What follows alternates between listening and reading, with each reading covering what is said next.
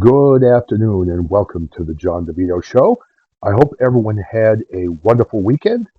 And on Mondays, today's Monday, I like to try to sometimes create podcasts that can maybe help us all a little bit. I mean, let's face it right now, the world is an extremely complex place. We have a lot going on politically, it's a polarizing type of atmosphere right now in this country. And we just have so much going on. It seems like things have become more and more complicated over the last decade.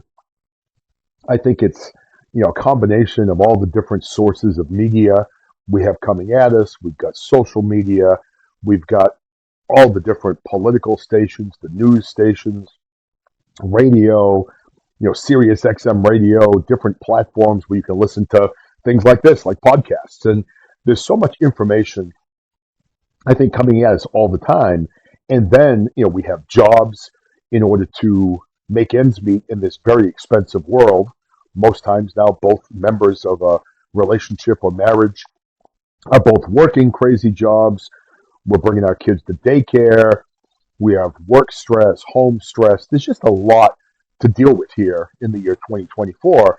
So I don't know about you, but a lot of times for me, whether it's in the morning, whether it's late at night, if I'm laying down to go to bed, sometimes my mind is just racing all the time, and it's exhausting. I mean, you can literally not do a lot of physical activity but still feel exhausted if your mind is just constantly racing, and you're worrying about your problems, and you're worrying about the world, and you're worrying about the presidential election and all these different things that are going on.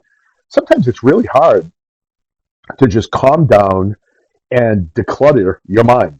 Now, I really like that term of decluttering your mind because I think it's really important in life for all of us where we have all these things going on to really prioritize what's important in our lives. I like to call them, identifying our big rocks or our big important situations that we need to focus on.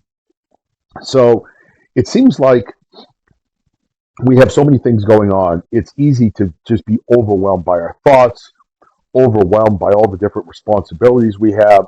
And I think it just really wears us down.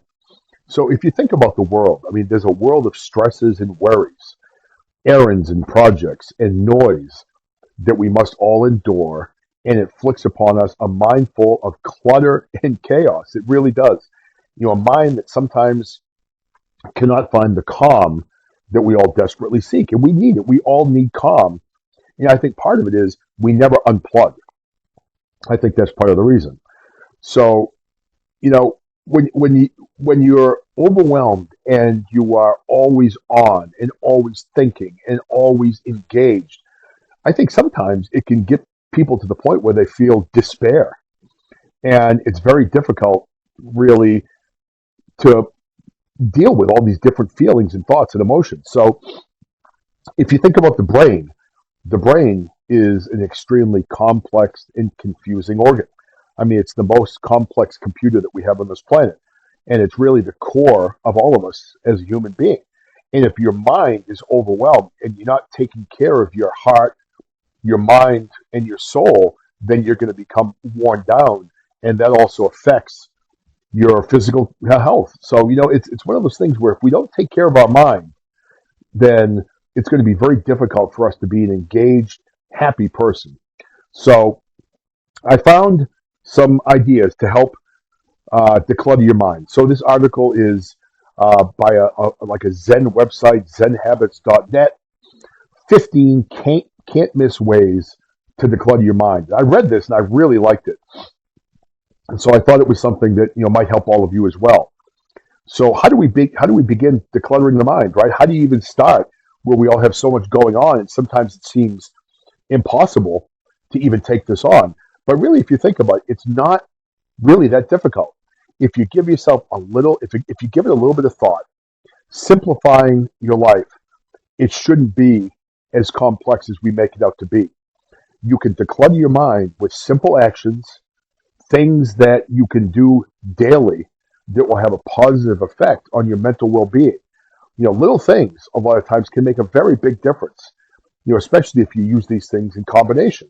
So I've got this list, and we're going to read a little bit about it and talk about the different things on this list and see if we can maybe develop a plan, to develop some ideas that will help you and me declutter our minds and maybe feel a little bit more rested, a little bit more relaxed, able to focus on the most important things in our lives as opposed to being distracted by all these other things that occupy space in our brain.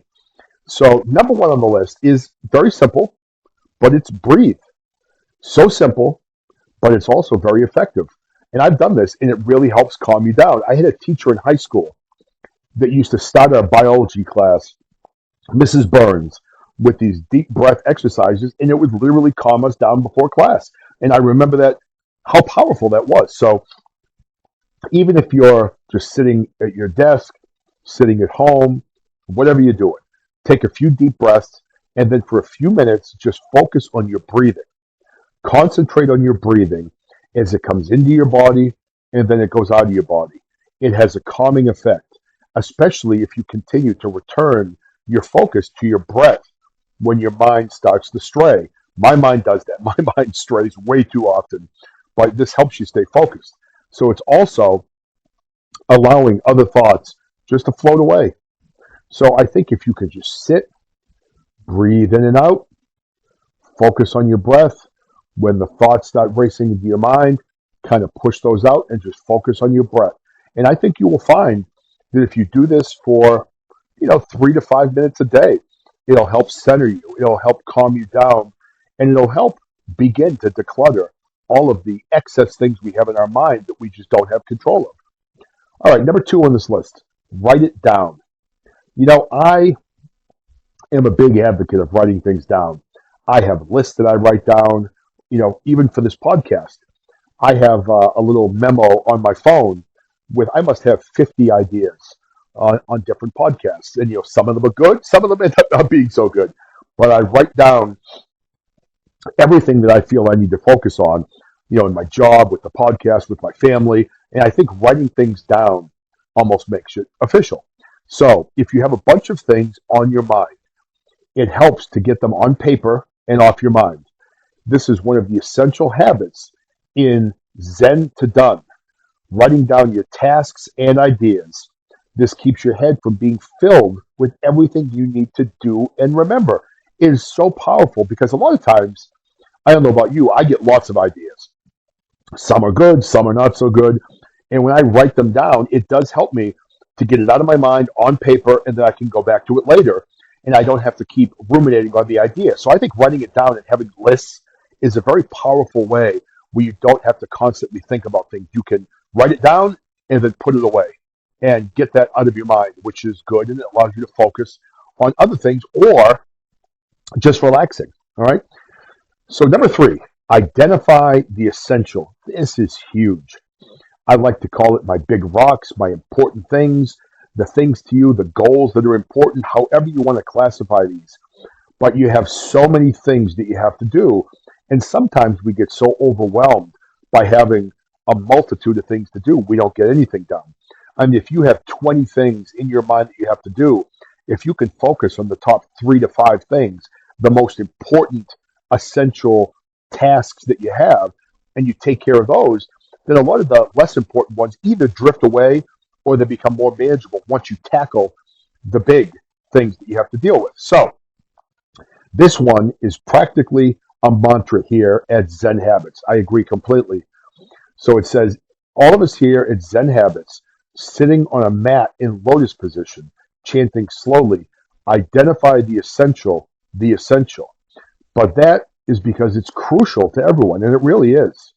I mean, it's so important. If you want to simplify or declutter, the first step is identifying what is most important. In this case, identify what is most important in your life and what is most important to you to focus on right now. Make a short list for each of these things. That is huge. And I think, again, if you're writing your list of the things you have to do, but then you have a list really identifying those essential items, those big rocks, those big things that are really important, it's very powerful, and it will help to simplify the thought process in your mind, and it'll help to, again, declutter your mind. Number four, this is important, eliminate. Now that you've identified the essential, you can identify what's not essential. And a lot of times, a lot of us focus on things that don't really matter, that are not essential. So, what things in your life are not truly essential or important to you? What are they? Identify them. What are you thinking about right now that's not on your short list? By eliminating as many of these things as possible, you can get a bunch of junk, a bunch of garbage, a bunch of things that are not important off your mind. Eliminating the tasks that don't matter is so important for peace of mind, for a calm mind, and for you being able to declutter your mind. Number five, this is kind of a parallel to write it down. This is journal or journaling. I've never been one that journals much. I guess, though, you could consider my podcast maybe my journaling because I talk about the things that are on my mind. And this, for me, is almost therapeutic where I can come on and talk about things. And, some people listen to me, and I hope I'm helping some of you. But I do journal, I guess, verbally on the podcast. I hadn't really thought about that until right now. But write down your thoughts. And instead of just creating a list, when you journal, you're doing it with a little bit more depth, whether it's in a paper journal or online. I like to use talk to text a lot because I'm not a very good typer. So I like to speak what I'm thinking. And, maybe I'll try this more often. But by journaling, it'll help you explore different areas of your life that you don't think about much. And the exploration might allow you to find some things on your mind that you didn't realize were there. Some things that can be eliminated or pursued. And if you can, you get rid of them. Just some of these thoughts, put some of these thoughts into a journal or, even if it's like digital, it's a good way of getting them out of your mind as well onto paper. And then again, you're clearing your mind a little bit if you can put some of these things into writing and just clear them from your mind. All right, number six. This is a really good one. Sleep is so important. So rethink your sleep. Sometimes we aren't getting enough sleep or our sleeping patterns are not ideal. I've been through that many times. I'm not saying that you should change your sleeping patterns, but sometimes it can do wonders. And if you don't give it some thought, you won't realize how much your sleep or lack thereof is affecting you. I've been someone during the course of my life that is a historically bad sleeper. Even as a kid, I would wake up early, 4 or 5 o'clock in the morning. I've done that for a good portion of my life. I mean, if I sleep until 8 or 8:30 in the morning, for me, that's sleeping in. But I tried to work on establishing a good sleep routine, going to bed at a certain time, making sure my mind is calm uh, when I go to bed. And I think that's so important. Like if you're all ramped up after work, or if you had a meeting or you've been engaged in discourse with your family, it could be that your mind's all ramped up and you're not ready to sleep. I think you need to prepare your mind for sleep, but work on good sleeping patterns because honestly, when you sleep, your mind is recharging at that point, and sleep is so important for feeling rested and being healthy. So really make an effort to focus on your sleep and try to get restful sleep every night if you can. You really can't burn the candle at both ends and expect to be in a good place mentally or physically. Number seven, one of my favorite things to do, take a walk.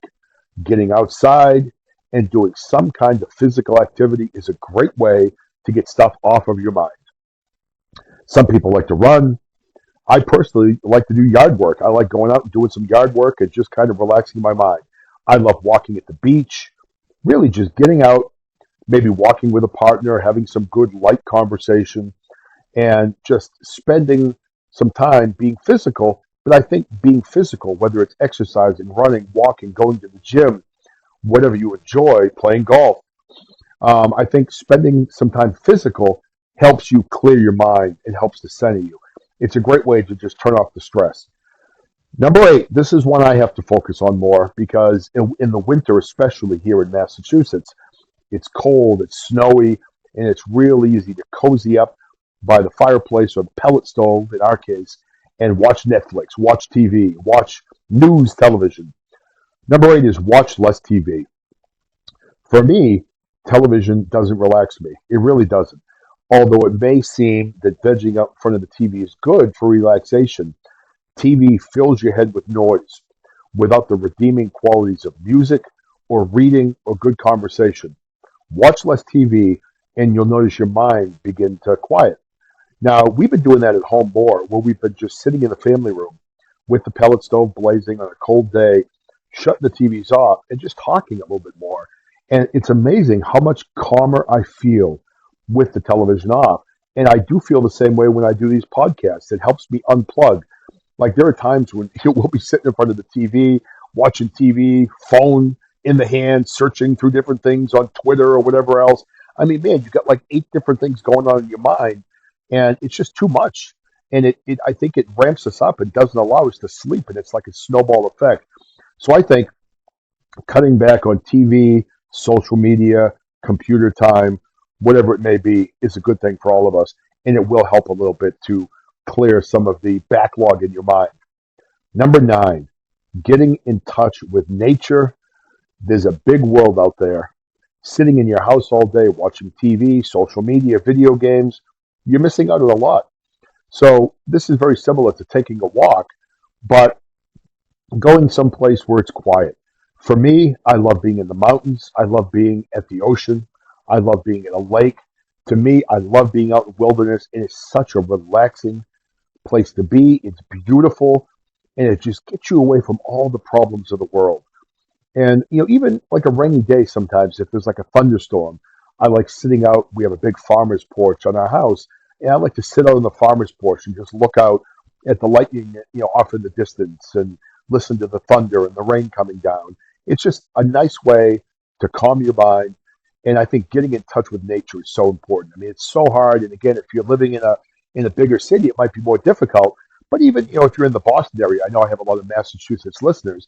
I mean, if you live in Boston, you could still go down to the waterfront. You could still, go to one of the beaches in the Boston area, get in your car and drive up to the White Mountains. Head down to the Cape and go to the ocean there. There are so many different places where you can go just to kind of calm your mind. And getting in touch with nature is just a beautiful way to do it. So I encourage that one highly. Number 10 on the list, do less. So many people are just burning the candle at both ends. Take your to-do list and cross off half the things on it. If there are a bunch of things on that list that are just stressing you out and they're not necessary for you to do, cross them off. Cross them off. You don't need to do everything. Pick a few things to get done today, focus on those, put off a few till tomorrow or later in the week. Make it a manageable list and try to spread it out over a few days so you don't feel overwhelmed. So I think doing less every day is a good thing because we only all have so much energy, so much time. And I think by maybe spreading things out a little bit more and not, doing 100 things in one day and then being exhausted the next day is kind of a good way to go. So I like the idea of doing less. All right, number 11, go slower, right? We all like to go 100 miles an hour, especially here in the Northeast. And again, I mentioned my listener base. I see all the stats. I have a lot of listeners from Massachusetts, from Connecticut, New York, New Jersey, Pennsylvania, even New Hampshire, Maine, Vermont, and then also listeners from all over the country. I get a state-by-state breakdown that shows where people listen to me. Surprisingly, this month I have a ton of listeners in Nevada. So I love you all out there in Nevada. So I appreciate that. I get, surprisingly, since I do a lot of conservative shows, I have a lot of listeners in California. So hello to my friends in California and all over the country. But going slower, I think, is a good thing. And I know in the Northeast, we don't always go slow. We tend to go fast. So it may seem weird, but walking and talking and working and driving slower can make a big difference. I mean, sometimes we get out there and you're on the highway going 90 miles an hour and you're stressing to get someplace on time. And then when you get there, you're going to do this fast and move on to the next thing. Sometimes if you're willing to slow down and not rush your way through life, it helps you mentally. So if you think about time, right? Time's artificial. It's something that we made up. So when we're so focused on time all the time, it stresses us out and it clutters our mind. And I don't think it's a good thing for really any of us to think. So slowing down, I think, is a great thing to do. It really is. And I think it would benefit all of us to kind of forget about time a little bit and just take the pressure off. So number 12, sometimes we just need to let things go, right? Worrying about something Are you angry at somebody? You're holding a grudge against somebody? Are you frustrated at work? While these are all natural emotions that we all deal with, they're natural thoughts that we all deal with, none of them are really necessary if you think about it. See if you can let it go. It's more difficult than it sounds, but it's worth it. If you're holding a grudge against someone, then it makes it just as hard on you as it is on the person that you're holding it against, and maybe even harder on you. So let things go. You've got to learn. People are going to wrong you. People are going to screw you over. People are going to make mistakes. People are going to upset you. But you can't carry that all with you all the time, because if so, it's going to beat you down, and you're going to be an unhappy, stressed out person. So we got to learn to let things. All right. So we're getting to the last few things on this, and this is something that I've been thinking about a lot lately, is getting into decluttering your surroundings. Whether you have an apartment, a house, maybe your office, maybe your desk, declutter your life. Like I've been throwing away a lot of stuff, and I think this started when I had to move my father out of his home because he has Alzheimer's disease, and I ended up throwing away so much stuff in the house that I think he felt was important, but so much of it just ended up being donated, given away, sold, thrown away. And it made me think about all the stuff I have in my house that really is just taking up space. So I think if you can declutter your surroundings, whatever that might be, even if you're in a dorm room or a small apartment, then it helps you feel calm because you don't have all this stuff that you have to be responsible for or organize. And to me, honestly, when I have less stuff, it really makes me feel better because the more stuff you have, it really becomes visual clutter. And I think it does occupy your mind. So I think decluttering your surroundings also helps. Number 14, single tasking. Everyone's a multitasker, right? That's what we're all expected to be today. But multitasking, for the most part, is really a good way to fill your mind with a lot of activity without a lot of productivity or happiness as a result. Instead, forget about multitasking. Take on a task and finish one thing at a time. When you do that, you're starting something, you are working on it, you're completing it, and you can check that off your list instead of having 5 different projects that I've done, right? So single tasking is a way for you to clear away everything else until you're done with that task, then you move on, right? So I think it's a really good way to declutter the mind. Number 15, the last one on the list, and I hope this has been helpful for all of you. It really has been for me reading through this and talking it out with all of you. But get a load off. Sometimes it can make a huge difference to unload your troubles on another human being, whether it's a friend, whether it's a loved one, a spouse, someone you're in a relationship with, maybe a counselor. If you have someone in your life that you can talk to, unload your thoughts, unload the way you're feeling, and then listen to them to return the favor. Maybe it sounds just like talk, but it can make a huge difference to your mental sanity. So hopefully this helps. I'm going to try to wrap this up. I'm a little bit over time right now. I think I'm at 23 minutes. So this is a little bit longer than I generally like to go, but I do think that this is a pretty good podcast. And, the title of this is 15 Can't Miss Ways to Declutter Your Mind. And I hope this helps all of you just to find a more peaceful existence and more of a Zen life. Okay. I love all of you. Thank you for tuning into the John DeVito Show yet again. I appreciate every download. I appreciate every one of you. I see where you're coming from. I see the states. I see the numbers. I see the countries and the people that are listening to me there. Thank you to everybody. I love all of you, and I appreciate each and every one of you. And I hope this podcast helps you. Have a wonderful day.